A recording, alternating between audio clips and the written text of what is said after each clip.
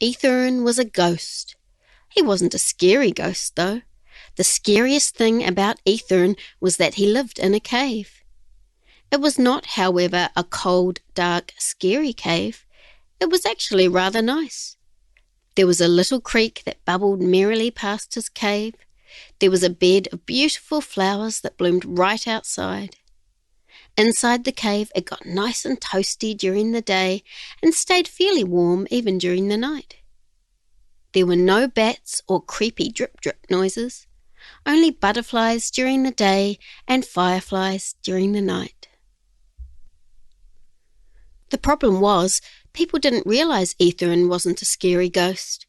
Because his cave was so nice, people who hiked or camped in the area would often come wandering up to his cave. Sometimes they would have picnics in the shade of the cave, or children might try to catch tadpoles in the creek out the front. Ethern would watch them from the very back of the cave because he knew that if they saw him, they would run away screaming. He wouldn't even say boo or make ooh noises or anything. He never tried to scare them. The thing that Ethern really loved to do was tell jokes.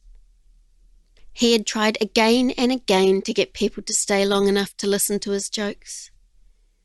Once a man and a lady had come up to his cave for a picnic. Ethern had watched as they had shared chocolate-covered strawberries and bubbly drinks and some sandwiches. Then the man had gotten down on one knee and asked the lady to marry him. She'd said yes, and they started hugging and laughing. Ethern had some really good jokes about weddings and people being in love, so he thought he'd try them out. He quickly rushed out of his cave and said, "Congratulations! You know, whenever I think about weddings, I can't help thinking about my old mate Frankenstein. Do you know why Frankenstein proposed over the phone? Because the bride of Frankenstein asked him to give her a ring." The couple just sat there looking horrified. Okay, said Ethern. Maybe that's not my best material. Say, those are some beautiful flowers you've given your fiancé. Tell me, do you know why there are so many flowers in the graveyard? Because they use good fertilizer, of course. It's a ghost! The lady screamed and ran. The man grabbed his picnic basket and rug and ran after her. Ethern called after them. "Wait, I have better jokes. Why is the vampire still single? Love bites!" They didn't come back. Well, that was about as fun as an arranged marriage to a black widow. Ethern sighed and went back inside his cave. Another time, 2 boys came wandering up the creek. Ethern heard them talking about how they were trying to catch tadpoles in the creek for a science project for school. Ethern got very excited. He had some jokes about school that he knew the boys would love. He waited until the boys had passed by his cave before he started his jokes. "What did the teacher say to the arachnid student who kept acting up?" "You're hanging by a thread, mister." Ethern smiled at the boys. One of the boys fell backwards into the creek. Ethern wasn't sure if this was due to fright or perhaps wonder at how good his joke was, so he thought he'd try another. "How can you tell if your principal is really a werewolf?" "Moon him and find out." No laughs, just screams from both boys as they ran back down the creek. "Well, that was as fun as watching a zombie movie in smell-o-vision," Ethern pouted. A few weeks later, a group of children and parents had come up to his cave. They had balloons and party blowers, and Ethern was pretty sure they were celebrating someone's birthday.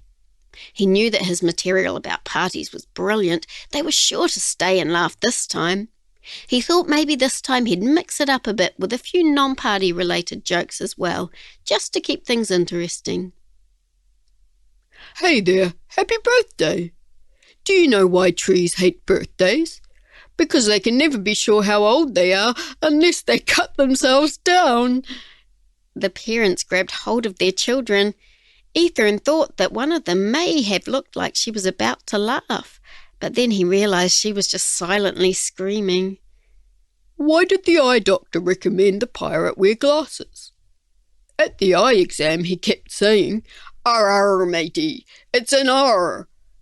As he uttered his last R, the partygoers also shouted out, "R!" Ethern thought they had gotten his joke and were helping him finish it off, but no, they were just yelling and running away. Oh, that went down worse than a birthday piñata full of hornets. Ethern picked up a lost party blower and sadly went back inside his cave. He didn't bother going outside his cave the next time he saw a little girl and her grandfather picking flowers along the creek. He didn't go when a lady came past in her yoga pants walking her dog. He didn't even go out when a young boy came all the way up to the front of his cave one day when it was raining outside. The boy stood right inside Ethern's cave looking out at the rain. He hadn't seen Ethern sitting there, but Ethern didn't bother getting up and going to speak to him. He knew that the boy would just run off. He just couldn't help himself, though. He had some really good jokes about the weather. He muttered, half out loud, half to himself, "What's the worst day to go out in a lightning storm?" Ethern was very surprised to hear the small boy say, "I don't know. What is the worst day to go out in a lightning storm?" He looked up and saw the boy was looking at him. "Friday," Ethern said. The boy's eyes lit up and he let out a loud, "Ha!" This was all the encouragement Ethern needed. "What did the sun say as it raced past the horizon?" The boy shrugged. "Eat my dusk." The boy laughed again. "Tell me another," he cried. Ethern smiled. "How can you tell the vampire caught a cold?" "Because of his coffin." The boy laughed until he had tears rolling down his face. "Those were brilliant. My name is Cody. Are you a ghost?" Ethern nodded. "That's so cool," Cody said. Ethern couldn't believe it. He'd finally met someone who knew just how funny his jokes were. Cody left once the rain had stopped, but he came back to visit Ethern every Saturday, which gave Ethern plenty of time to write new jokes.